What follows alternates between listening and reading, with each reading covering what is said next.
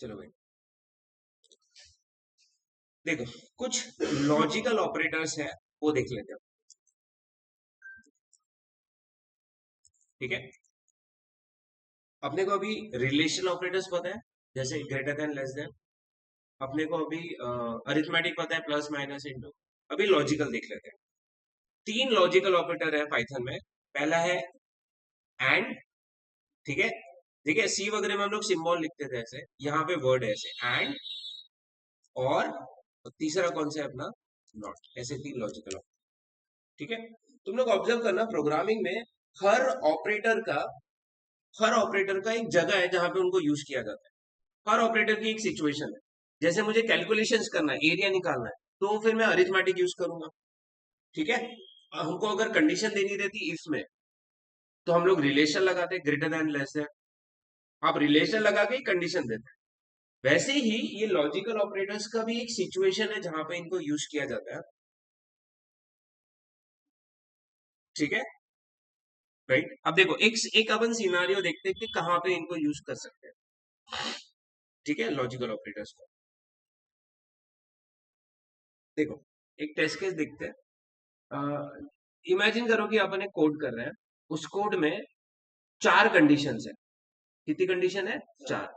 अब अगर कोई मेरे को बोलता है कि यार एक कोड है जिसमें चार कंडीशन है, तो मेरे दिमाग में अपने आप इमेज बन जाएगा इफ कंडीशन का। ठीक है, एलिफ दूसरी कंडीशन। ठीक है, ऐसे ही कुछ तो भी करेंगे अपन, एलिफ तीसरी कंडीशन, और आखिरी में फिर एक कंडीशन, जो आखिरी पार्ट रहेगा वो एल्स में। ऐसे ही अपन को डिजाइन करेंगे। बट प्रॉब्लम क्या है इस प्रोग्राम में, कि भले ही चार कंडीशंस है, चारों अलग अलग कंडीशंस है, बट चारों का आउटपुट सेम आने वाला है। ऐसा समझो कि चारों भी कंडीशन ट्रू होने पे हेलो प्रिंट हो। ऐसा जैसे नहीं कि फोन में थंब लगाओ तो भी फोन ओपन हो रहा है, पिन डालो तो भी फोन ओपन हो रहा है, फेस से तो भी फोन ओपन। तीनों कंडीशन अलग है, तीनों का आउटपुट क्या है, सेम। अब ठीक है, अब ऐसे टाइम पे अगर तुम लोग इसको एलिफ में करोगे ना, तो आपका कोड रिपीटेशन होगा। यहाँ पे भी हेलो प्रिंट होगा, यहाँ पे भी हेलो, यहाँ पे भी हेलो, इधर भी क्या प्रिंट होगा,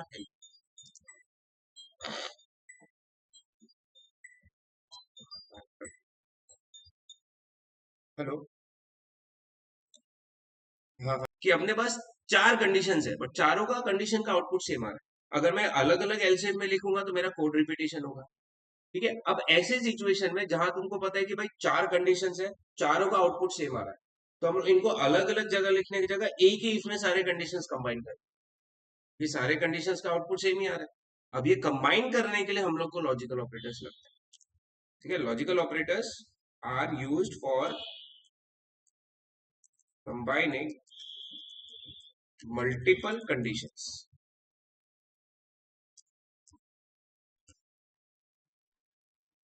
in a single if and else if part if statement. ठीक है, एंड और यूज होते हैं, नॉट कॉम्बिनेशन के लिए यूज नहीं होता है। नॉट क्या करते हैं, वो कर देते हैं रिवर्स को, रिजल्ट रिवर्स। मतलब जो कंडीशन ट्रू है, correct, true becomes false, false becomes true. इतना ठीक है, राइट। अब ठीक है, अब आगे बढ़ने से पहले एंड और के अपने को बिहेवियर पता रहना चाहिए। जैसे याद है, true and true, true, true and false, false, false and true, false and false. ठीक है, एंड में ऐसा है ना कि एक भी फॉल्स हो गया तो सब फॉल्स हो जाएगा। और का ऐसा है कि अगर एक भी ट्रू है तो ट्रू और ट्रू, ट्रू और फॉल्स, ट्रू, फॉल्स और ट्रू, ट्रू। ठीक है, फॉल्स और false, false.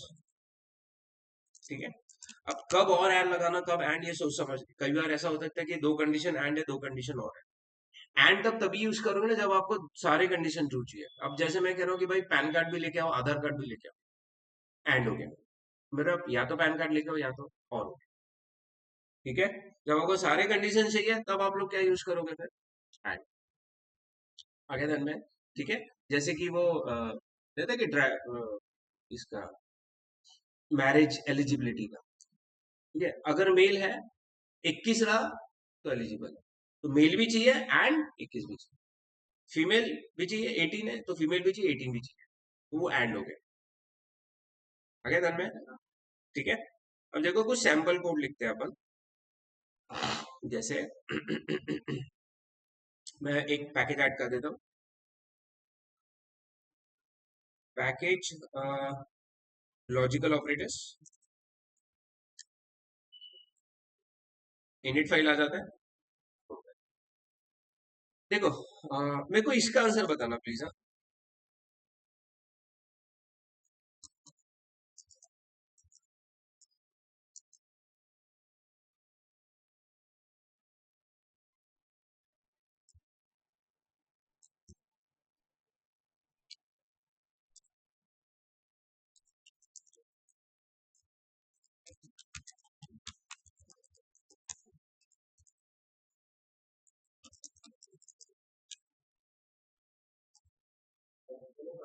Correct, this is true, this is also true, इसका आउटपुट क्या आएगा? करेक्ट।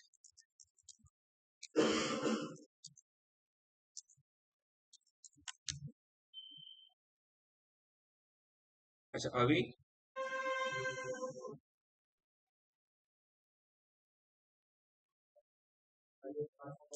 पहला फॉल्स है तो पूरा ही फॉल्स हो जाएगा, इसका आउटपुट आएगा हेलो जावा। करेक्ट।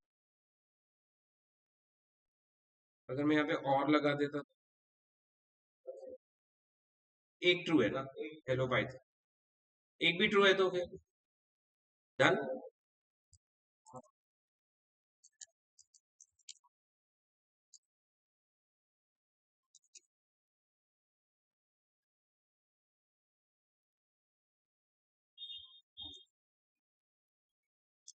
ठीक है।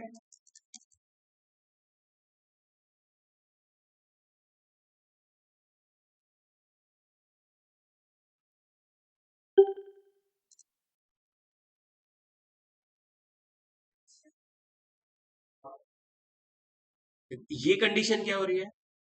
ट्रू, क्योंकि बी ए से बड़ा है। ट्रू, ट्रू पे क्या लगा दिया? Not, not true, not true मतलब फॉल्स, तो क्या प्रिंट हो जाएगा? Okay?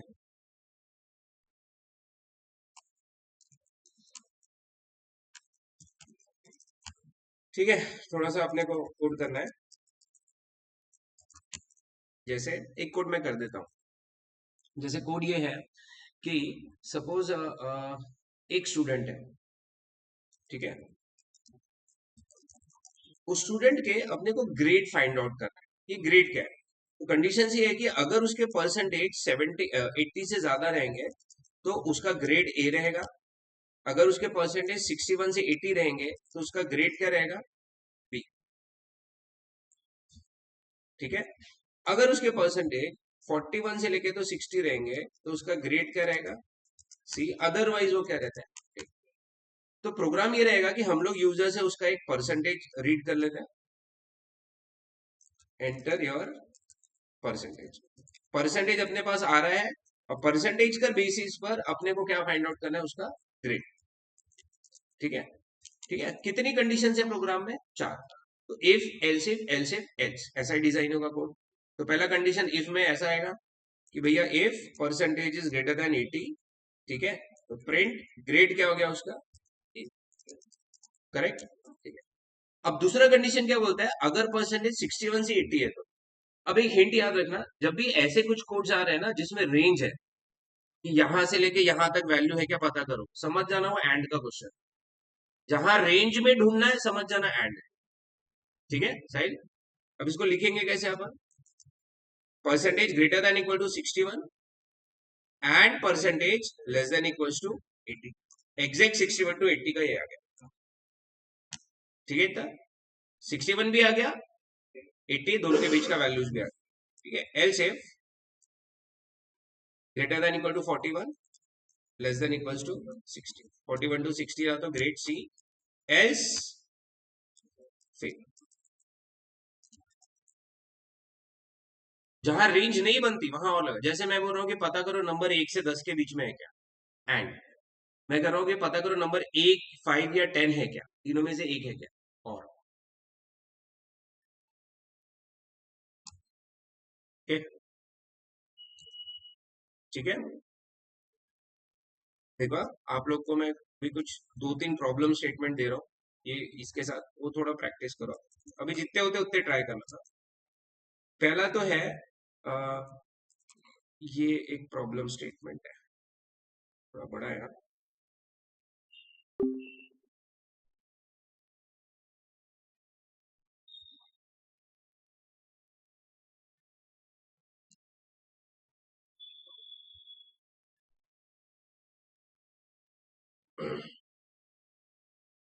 देखो पहला ये प्रॉब्लम स्टेटमेंट है, ये पढ़ो तो।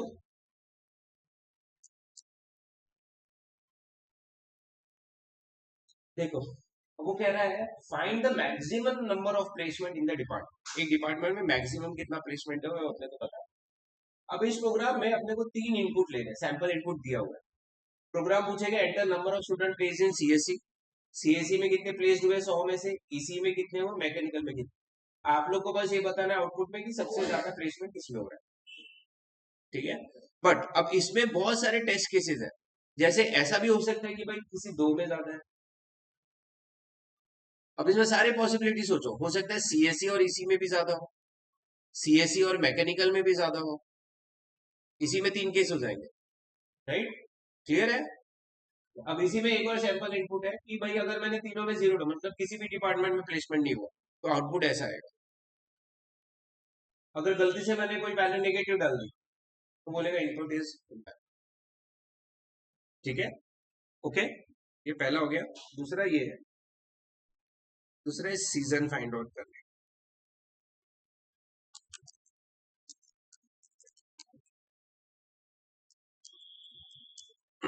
अब देखो सीजन में कैसा है, इन्होंने इनपुट क्या दिया है, उन्होंने बोला कि मार्च मंथ से लेके तो मई मंथ तक स्प्रिंग सीजन रहता है, जून टू अगस्त समर, सितंबर टू नवंबर ऑटम है, दिसंबर से लेके फरवरी तक विंटर सीजन है, ठीक है।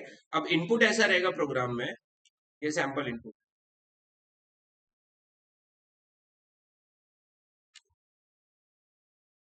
ठीक है।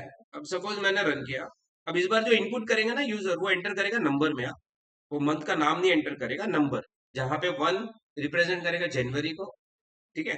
अब प्रोग्राम ऐसा है कि वो रन करने में पूछेगा एंटर द मंथ नंबर, मैंने डाल दिया 11। अब 11 मतलब कौन सा मंथ हो गया, मतलब कौन सा सीजन आ रहा होगा उसमें, ऑटम, तो आंसर में क्या आएगा, समझा, ठीक है। वही अगर मैंने 13 डाल दिया, 13 को तो कोई मंथ है नहीं, वैसे टाइम पर वो क्या बोलेगा, ये भी डालो उसमें, ओके, ठीक है। तीसरा ये कार लकी नंबर वाला,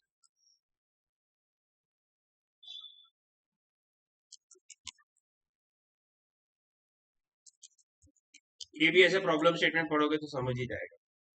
उसमें क्या है, उन्होंने बोला कि यूजर एक कार का नंबर एंटर करेगा जो ऑब्वियसली 4 डिजिट का रहेगा, अपने को बताना है वो कार नंबर लकी नंबर है कि नहीं है।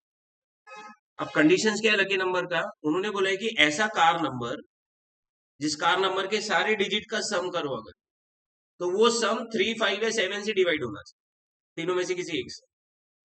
अब जैसे देखो, एंटर द कार नंबर, मैंने डाला 1234, तुम लोग 1234 इस नंबर का सारे डिजिट का सम करो, 10 हो रहा है। अब चेक करो कि जो सम मिला है वो 3, 5 या 7 किसी एक से डिवाइड हो रहा है क्या, 5 से हो जा रहा है, मतलब ये नंबर क्या है।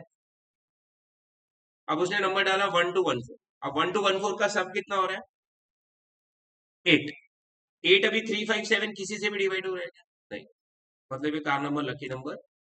अब इसमें तुमको ये भी वैलिडेट करना है कि car number should be 4 digit हो, मैंने 14 डाल दिया कार नंबर, वो बोलेगा इनवैलिड है कार नंबर, ये भी चेक करो, ठीक है।